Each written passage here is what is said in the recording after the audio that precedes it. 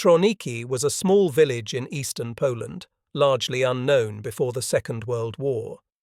It had no major industry, no political significance, and no strategic importance. Yet, during the Holocaust, Trawniki became one of the most revealing places in the Nazi system of mass murder. Its importance did not come from what it looked like on the surface, but from the role it played behind the scenes. Trawniki was not primarily a place where victims were killed immediately upon arrival. Instead, it was a place where genocide was prepared. Unlike extermination camps such as Auschwitz, Treblinka, or Sobibor, Trawniki functioned as a training ground for perpetrators, a forced labor camp for Jewish prisoners, and a logistical hub within the Nazi machinery of destruction. It was a place where killers were created, where victims were exploited before death, and where mass murder was organized long before it was carried out elsewhere. To understand Trawniki is to understand how the Holocaust operated not simply as a series of killing sites, but as an interconnected system of planning, training, and implementation. Before the war, Trawniki was an ordinary rural settlement in the Lublin region of eastern Poland. The surrounding countryside was shaped by farmland, forests, and small villages. Jewish communities lived throughout the region, usually concentrated in nearby towns rather than in Trawniki itself. Daily life revolved around agriculture, trade, religion, and local customs. While anti-Semitism existed, as it did throughout much of Europe, the routines of everyday life were not defined by mass violence. That world came to an abrupt end in September 1939. Nazi Germany invaded Poland from the west, while the Soviet Union invaded from the east. Within weeks, the Polish state collapsed. Poland was divided between the two occupying powers, and millions of civilians suddenly found themselves under brutal foreign rule. For Jews, the invasion marked the beginning of systematic persecution that would soon escalate into genocide. Trawniki fell under German occupation and became part of the general government, a territory administered directly by Nazi authorities rather than annexed into Germany. The general government was treated as a colonial space. It was meant to be exploited economically, controlled through terror, and reshaped according to Nazi racial ideology. From the beginning, German rule was marked by extreme violence. Polish political leaders, intellectuals, and clergy were arrested, deported, or executed. Property was confiscated, food was requisitioned, and forced labor became widespread. Jews were singled out for especially harsh treatment. They were stripped of legal rights, excluded from public life, and subjected to economic destruction. They were forced to wear identifying armbands, barred from professions, and denied basic protections. Their property was seized, their movement restricted, and their communities systematically dismantled. These measures were not random acts of cruelty. They were deliberate steps in a process of dehumanization that prepared the ground for mass murder. By 1940 and 1941, ghettos were established across the general government. Jewish families were forced into sealed districts under appalling conditions. Overcrowding, hunger, and disease became permanent features of daily life. Food rations were insufficient, sanitation was inadequate, and medical care was almost non-existent. Tens of thousands of people died in the ghettos even before the Nazis implemented systematic extermination. The Lublin district, where Trawniki was located, quickly became a focal point for Nazi planning. SS leaders viewed the region as ideal for large-scale operations that required secrecy and control. It was relatively remote from Germany, well connected by rail, and already filled with ghettos, forced labor camps, and administrative centers. These factors made it a central staging ground for what would soon become the most radical phase of Nazi racial policy. The decisive turning point came in 1941 with Operation Barbarossa, the German invasion of the Soviet Union. This was not merely a military campaign. It was an ideological war of annihilation. Nazi leaders framed the invasion as a struggle against what they called Judeo-Bolshevism, portraying Jews and communists as existential enemies of Germany. The goal was not only territorial conquest, but the racial transformation of Eastern Europe. In the opening months of the invasion, millions of Soviet soldiers were captured by German forces. The German army and SS were unprepared and unwilling to care for them. Prisoners of war were denied adequate food, shelter, and medical treatment. Entire camps became sites of mass death. Millions of Soviet POWs died from starvation, disease, exposure, or execution. These deaths were not accidental. They were the result of deliberate policy decisions that treated certain lives as expendable. At the same time, Nazi violence against Jews escalated dramatically. Mobile killing units known as Einsatzgruppen followed the German army into the occupied Soviet territories. Their task was to eliminate perceived enemies behind the front lines. In practice, this meant the systematic shooting of Jewish men, women, and children. Entire communities were wiped out in forests, fields, and ravines. These mass shootings marked the transition from persecution to outright genocide. However, mass shootings posed serious challenges for the Nazi leadership. They required large numbers of personnel, consumed ammunition, and forced perpetrators to confront killing directly and repeatedly. The killings were also difficult to conceal and left behind witnesses and physical evidence. As a result, Nazi leaders began seeking more efficient, controlled, and less visible methods of murder. This search would lead to extermination camps, gas chambers, and a system designed for industrial-scale killing. These developments created an urgent need for manpower. The SS required guards and auxiliaries to manage ghettos, escort deportation trains, guard camps, and carry out killings. German personnel alone were insufficient, especially as the war expanded and casualties mounted. The solution was to recruit auxiliary forces from among the millions of Soviet prisoners of war. These men were desperate. Many were starving, ill, and close to death. The SS offered them food, shelter, and a chance to survive in exchange for service. This choice was not truly voluntary. It was collaboration under extreme coercion, shaped by fear, hunger, and the instinct to stay alive. For the SS, these men represented a vast and expendable labor pool. To train and organize these auxiliaries, the SS established a network of training camps. The most important of these was located at Trawniki. In late 1941, the SS transformed the site into a training facility under the authority of Odilo Globoknik, the SS and police leader for the Lublin district. Globoknik was a central figure in the planning and execution of Operation Reinhard, the secret Nazi plan to murder the Jews of the general government. Under Globoknik's leadership, Trawniki became a factory for producing perpetrators. The men trained there came from a wide range of backgrounds.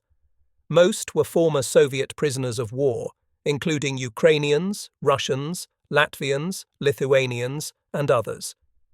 They were collectively referred to as Trawniki men, a term that concealed the diversity of their origins, motivations, and experiences. Some recruits were deeply hostile to the Soviet regime and saw collaboration as an opportunity. Some held anti-Semitic beliefs shaped by local prejudice or reinforced by Nazi propaganda. Others were motivated almost entirely by survival. What united them was that they were trapped inside a system that rewarded obedience, brutality, and unquestioning loyalty, while punishing hesitation and resistance. Training at Trawniki was designed to break down individuality and moral resistance. Recruits were subjected to strict discipline, constant surveillance, and severe punishment for disobedience. They were trained in weapons use, guard duty, and patrols. But the training went far beyond technical skills. Ideological indoctrination was central. Jews were portrayed as enemies, criminals, and subhumans. Violence against them was normalized and encouraged. Recruits were taught that mercy was weakness and that obedience was the highest virtue. German SS officers maintained absolute authority at Trawniki. A rigid hierarchy placed the auxiliaries above prisoners but far below German personnel. This structure encouraged brutality. The Trawniki men were given power over Jewish prisoners, and many exercised it with extreme cruelty. Survivors later testified that auxiliaries were often more violent than German SS men, perhaps because they feared punishment, sought approval, or needed to prove their loyalty within the system. By early 1942, the Trawniki training camp was fully operational. Hundreds of auxiliaries had already passed through the site, and many more would follow. These men would soon be deployed across occupied Poland, becoming essential components of the Nazi machinery of genocide. By early 1942, the Trawniki training camp was fully operational. Hundreds of auxiliaries had already completed their training, and thousands more would pass through the site over the next 2 years. These men were no longer simply former prisoners of war struggling to survive. They had been reshaped by discipline, ideology, and violence into functional components of the Nazi killing system. From Trawniki, they would be deployed across occupied Poland and beyond, becoming indispensable to the execution of genocide. The auxiliaries trained at Trawniki were assigned to a wide range of tasks. Some were sent to guard ghettos, where they enforced curfews, controlled movement, and carried out raids. Others were assigned to escort deportation trains, ensuring that Jewish prisoners were transported efficiently to killing sites. Many were stationed at extermination camps, where they formed the backbone of daily operations. In all of these roles, the Trawniki men served as enforcers of Nazi policy, translating orders from above into violence on the ground. Their most infamous role was within Operation Reinhard, the Nazi plan to murder the Jews of the general government. This operation centered on 3 extermination camps: Bełżec, Sobibor, and Treblinka. Unlike concentration camps, these sites were designed solely for killing. Victims were transported by train, murdered shortly after arrival, and buried or burned. The efficiency of these camps depended not only on German SS officers, but on large numbers of auxiliary guards. Trawniki men filled this role. At Treblinka, Sobibor, and Bełżec, Trawniki guards controlled victims as they were unloaded from trains. They beat, threatened, and terrorized men, women, and children as they were driven toward the gas chambers. They guarded perimeters, prevented escapes, and hunted down those who managed to flee.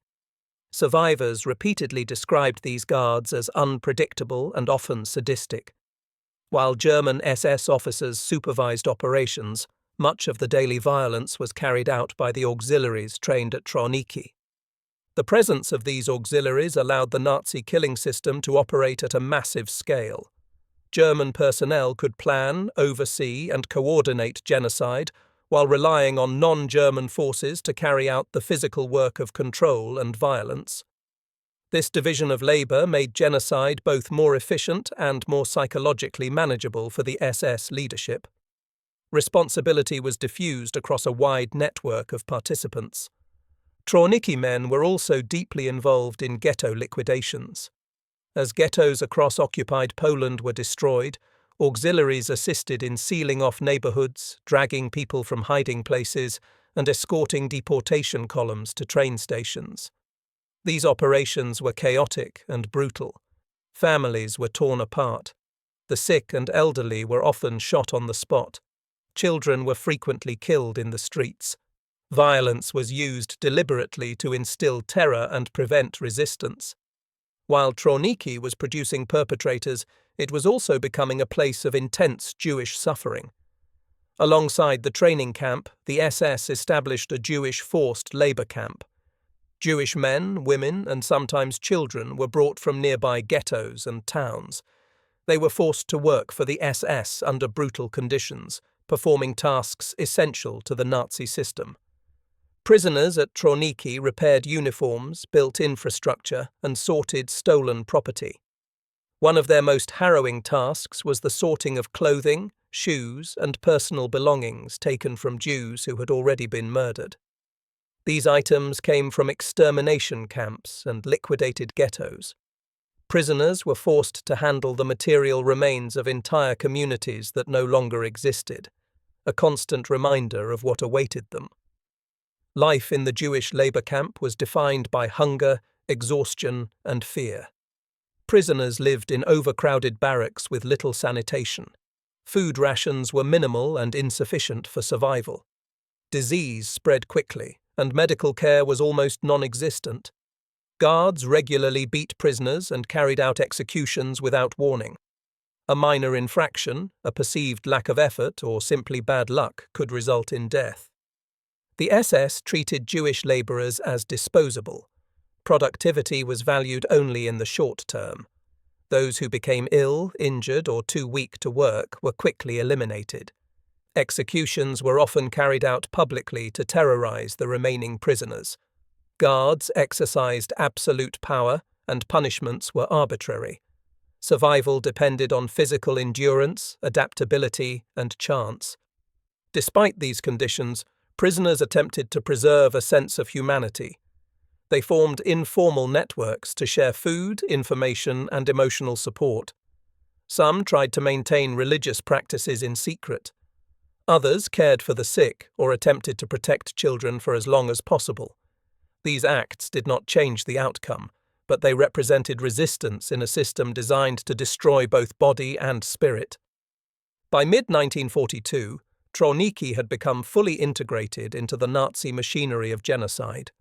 It was no longer simply a training facility on the margins of mass murder. It was an active node within a vast network that stretched from ghettos to extermination camps, from administrative offices to mass graves.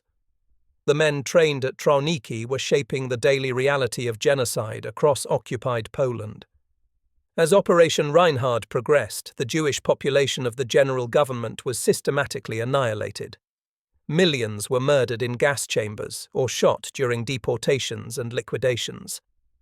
By late 1942, the majority of Jews in the region were already dead. Yet tens of thousands remained alive in forced labor camps, including Trawniki. Their continued existence posed a problem for the Nazi leadership. At the same time, signs of resistance began to emerge. In April 1943, Jewish fighters in the Warsaw Ghetto launched an uprising that shocked German authorities. Later that year, revolts occurred at Treblinka and Sobibor. Although these uprisings were ultimately crushed, they demonstrated that Jewish prisoners were capable of organized resistance, even under extreme conditions. These events deeply alarmed the SS leadership.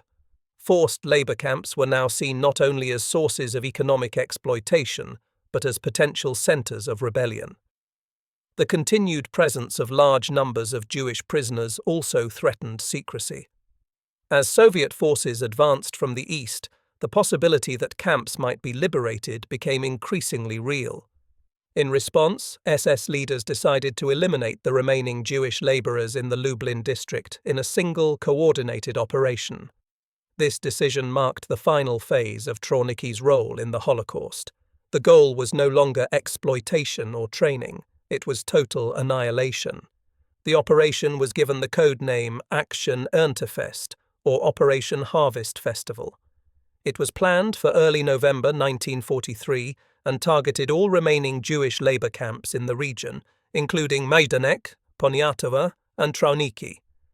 The objective was simple: to murder every Jewish prisoner before resistance or liberation could occur. The planning of Operation Harvest Festival revealed the bureaucratic nature of Nazi genocide. Mass graves were dug in advance. SS units, police battalions, and auxiliary forces were assembled. Timetables were coordinated. Even music was arranged to be played during the shootings to mask the sound of gunfire. The operation was designed to proceed quickly, efficiently, and without disruption. At Trawniki, preparations were made quietly. Jewish prisoners were unaware that they were about to be killed. Life in the camp continued as usual, marked by labor, hunger, and fear. For the SS, the massacre was an administrative task to be completed, not a moral dilemma. On November 3, 1943, Operation Harvest Festival began. On the morning of November 3, 1943, Operation Harvest Festival began simultaneously across the Lublin district. At Majdanek, Poniatowa, and Trawniki, SS units, police battalions, and auxiliary guards moved into position. The objective was clear and uncompromising: the complete extermination of all remaining Jewish forced laborers in the region. At Trawniki, the Jewish prisoners were unaware of what was about to happen. There were no signs of panic or resistance in the early hours. The camp appeared to function as it always had. Prisoners were told that they were being prepared for inspections or transfers. Under guard, they were ordered to assemble and then to undress. This deception was deliberate. The SS sought to avoid resistance and to maintain control for as long as possible.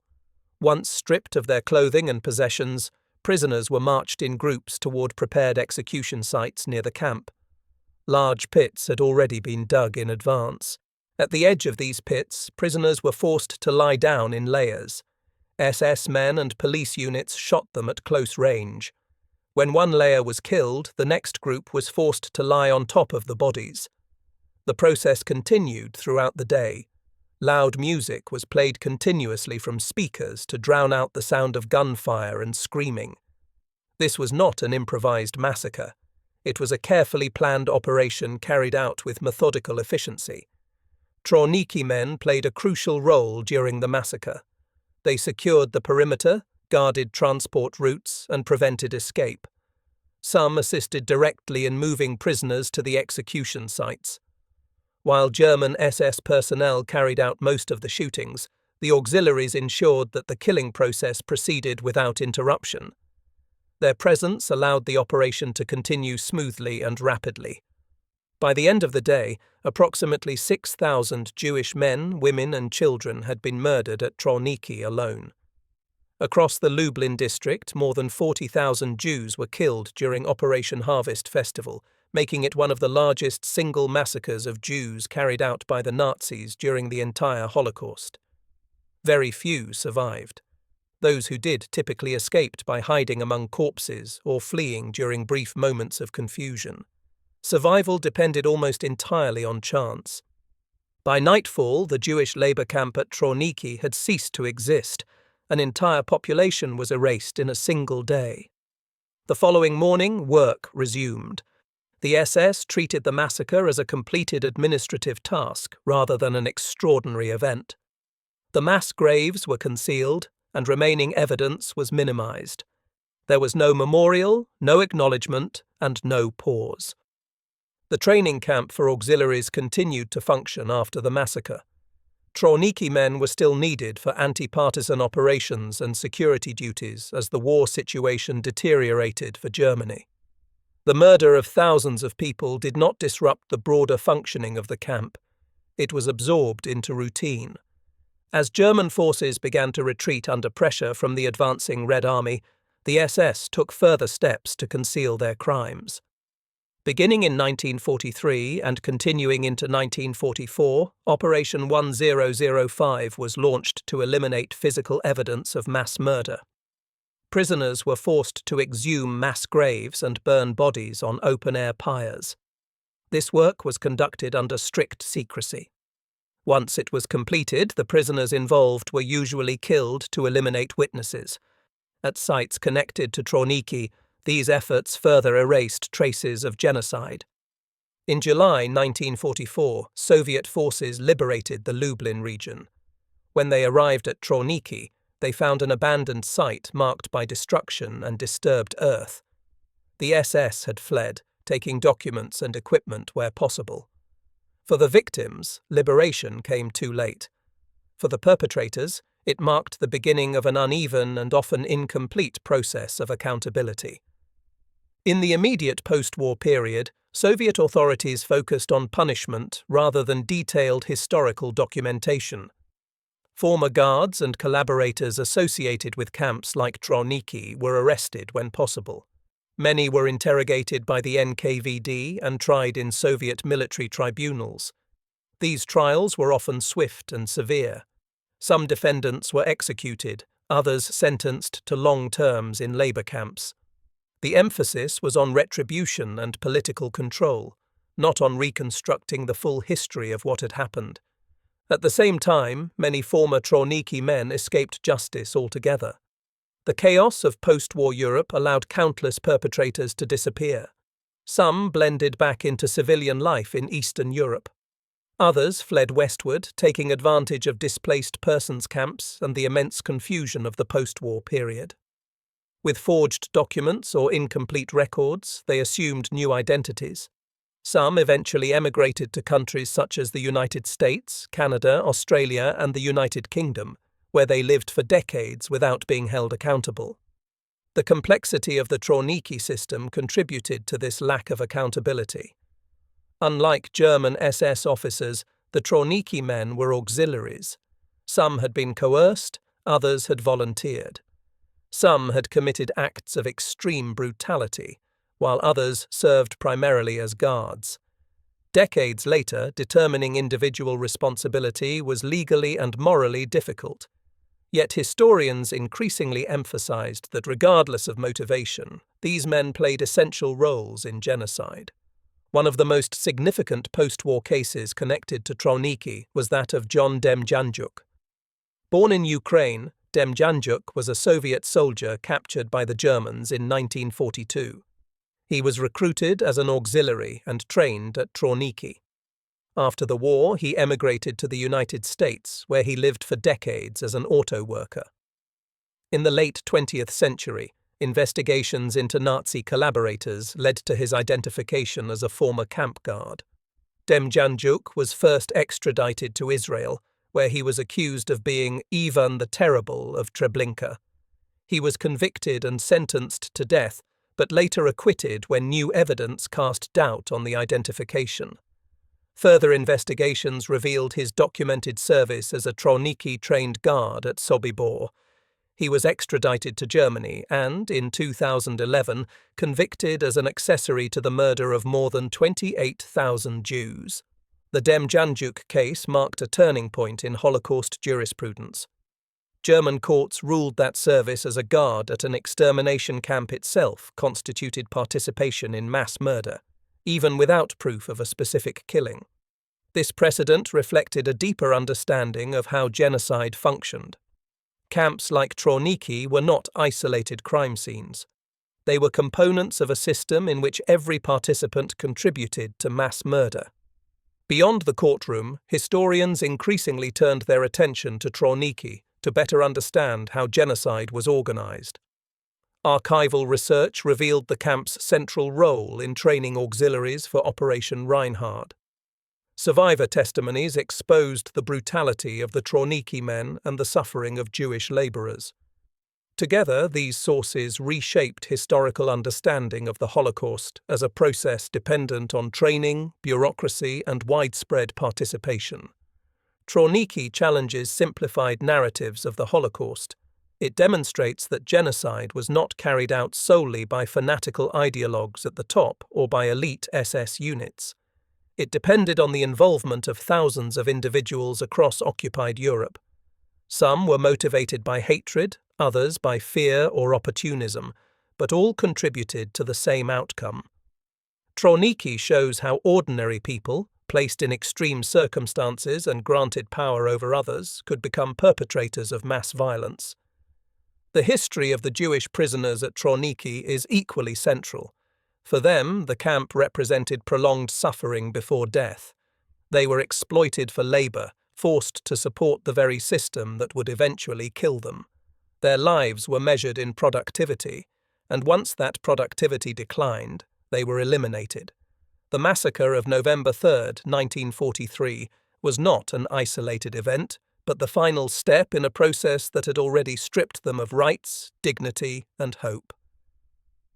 Today, the physical site of Trawniki remains largely unmarked. There is no major museum, and few visitors are aware of its history.